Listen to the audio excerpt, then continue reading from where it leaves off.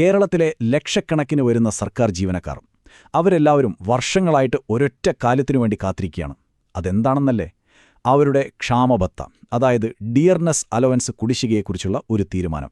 അതിനെക്കുറിച്ചാണ് നമ്മളിന്ന് വിശദമായി നോക്കാൻ പോകുന്നത്.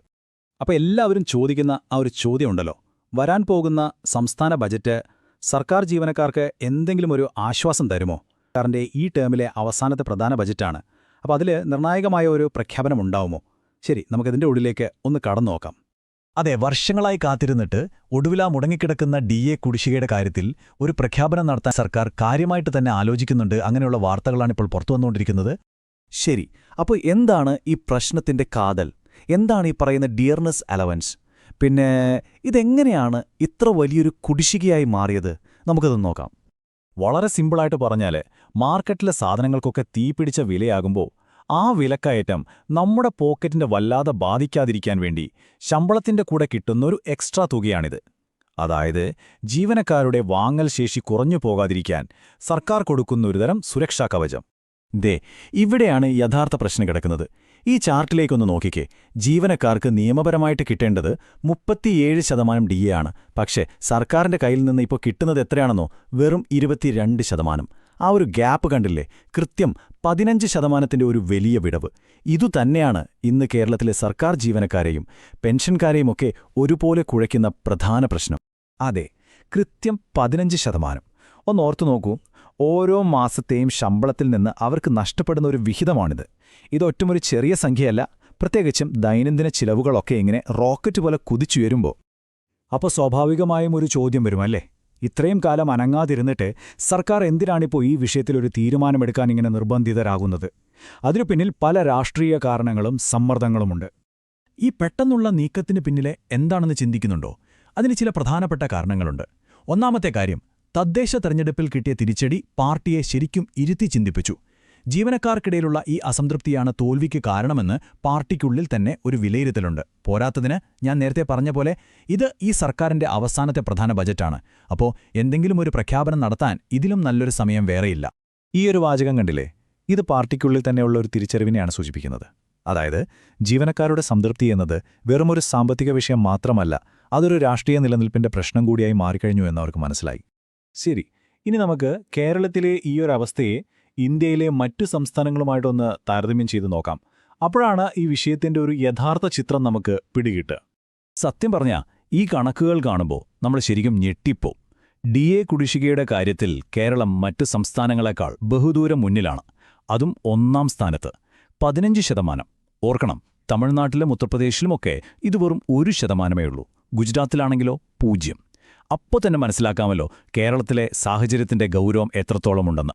ഇതിലും വിചിത്രമായ വേറൊരു കാര്യമുണ്ട്. കേരളത്തിനുള്ളിൽ തന്നെ ഒരു വേർതിരിവ് നിലനിൽക്കുന്നുണ്ട്. അതായത് ഉയർന്ന IAS, IPS ഉദ്യോഗസ്ഥർക്ക് കേന്ദ്ര സർക്കാർ നിരക്കിൽ കൃത്യസമയത്ത് DA കിട്ടുന്നുണ്ട്. പക്ഷേ സാധാരണ ജീവനക്കാർക്കും അധ്യാപകർക്കും അത് കിട്ടുന്നുമില്ല.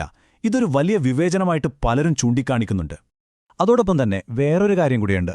കേന്ദ്ര സർക്കാർ ജീവനക്കാർക്ക് ഏകദേശം 60%-നടുത്ത് DA കിട്ടുമ്പോൾ നമ്മുടെ കേരളത്തിലെ ജീവനക്കാർക്ക് അർഹതപ്പെട്ട ആ 37% പോലും മുഴുവനായിട്ട് കിട്ടുന്നില്ല. ഇത് അവരുടെ പോക്കറ്റിനെ എത്രമാത്രം ബാധിക്കുമെന്ന് നമുക്ക് ഊഹിക്കാവുന്നതേയുള്ളൂ. അപ്പോൾ ഇത്രയും സങ്കീർണമായ ഈ പ്രശ്നത്തിന് സർക്കാർ മുന്നോട്ട് വയ്ക്കുന്ന പരിഹാരം എന്തായിരിക്കും? പിന്നെ സംസ്ഥാനത്തിന്റെ ഈ രൂക്ഷമായ സാമ്പത്തിക പ്രതിസന്ധി ഈ തീരുമാനത്തെ എങ്ങനെയാണ് സ്വാധീനിക്കുന്നത്? നമുക്ക് നോക്കാം. ഇതിലെ ഏറ്റവും പ്രധാനപ്പെട്ട കാര്യം ഇതാണ്. സംസ്ഥാനം ഇപ്പോൾ നേരിടുന്ന കടുത്ത സാമ്പത്തിക ഞെരുക്കം കാരണം ഈ കുടിശ്ശിക മുഴുവനായിട്ട് ഒറ്റയടിക്ക് പണമായിട്ട് നൽകാൻ സർക്കാരിന് കഴിയില്ല. അങ്ങനെ ചെയ്താൽ അത് ഖജനാവിനെ കൂടുതൽ പ്രതിസന്ധിയിലാക്കും. അപ്പോൾ സർക്കാർ ആലോചിക്കുന്നത് ഒരു തരം ഒത്തുതീർപ്പ് ഫോർമുലയാണ്. അതിൽ 2 കാര്യങ്ങളാണുള്ളത്. ഒന്ന്, ഇനി മുതൽ അങ്ങോട്ടുള്ള മാസശമ്പളത്തിൽ DA കൂട്ടിത്തരും. ഓക്കെ. 2, ഇതുവരെ കുടിശ്ശികയായ ആ വലിയ തുകയുണ്ടല്ലോ, അത് ജീവനക്കാരുടെ PF അക്കൗണ്ടിലേക്ക് ലയിപ്പിക്കും. അതായത് ഈ പണം കയ്യിലേക്ക് കിട്ടില്ല.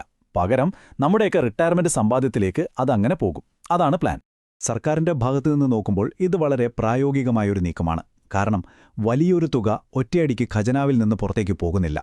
അതുവഴി സാമ്പത്തിക ഭാരം കുറയ്ക്കാനും പറ്റും. അതേസമയം ജീവനക്കാരുടെ ആവശ്യം ഭാഗികമായിട്ടാണെങ്കിലും അംഗീകരിക്കാനും കഴിയുന്നു. ശരി, ഇനി നമ്മൾ അവസാനത്തെയും ഏറ്റവും നിർണായകവുമായ ഒരു ചോദ്യത്തിലേക്കാണ് വരുന്നത്. ഈ പറയുന്ന പദ്ധതിയൊക്കെ ഒരു പ്രഖ്യാപനത്തിൽ മാത്രം ഒതുങ്ങിപ്പോവുമോ, അതോ ജീവനക്കാർക്ക് യഥാർത്ഥത്തിൽ എന്തെങ്കിലും പ്രയോജനം ഇതുകൊണ്ട് ലഭിക്കുമോ? എല്ലാവരും ഇപ്പോൾ കാത്തിരിക്കുന്നത് ജനുവരി 29 വേണ്ടിയാണ്. അന്ന് അവതരിപ്പിക്കുന്ന ബജറ്റിലോ അല്ലെങ്കിൽ അതിന് തൊട്ടുമുമ്പായിട്ടോ ഒരു പ്രത്യേക പ്രഖ്യാപനമായോ സർക്കാർ ഈ തീരുമാനം അറിയിക്കും എന്നാണ് എല്ലാവരും പ്രതീക്ഷിക്കുന്നത്. ജീവനക്കാരുടെ സംഘടനകൾ ഉയർത്തുന്ന വാദം ഇതാണ്, അത് വളരെ ശരിയുമാണ്. വിലക്കയറ്റം ഇത്രയും രൂക്ഷമാകുന്ന ഈ സാഹചര്യത്തിൽ DA എന്നത് ഒരു സൗജന്യമായിട്ടല്ല കാണേണ്ടത്, മറിച്ച് അവരുടെ ജീവിത നിലവാരം തകർന്നുപോകാതെ മുന്നോട്ട് കൊണ്ടുപോകാനുള്ള ഒരു അവകാശമാണ്.